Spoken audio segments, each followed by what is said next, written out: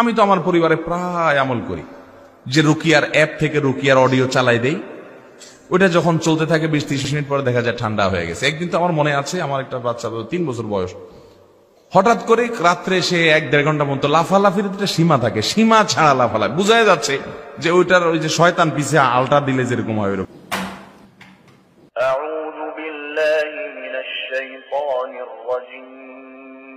আজকে এমনই একটি ম্যাজিক্যাল ডিভাইস নিয়ে কথা বলবো যার নাম হলো প্লাগ ইন কুরআন।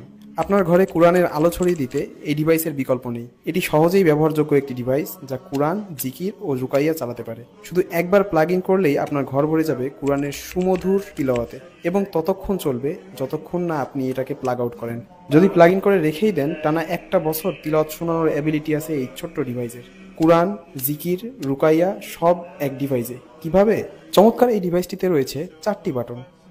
প্রথমটি প্রেস করলে বেজে উঠবে সুমধুর কুরআনের তেলাওয়াত।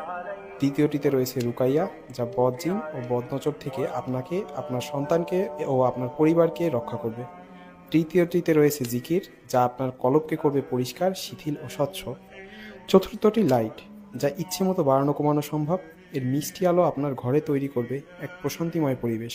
এক কথায় ইবাদতের পরিবেশ তৈরি করতে এটি হতে পারে আপনার অসাধারণ সঙ্গী।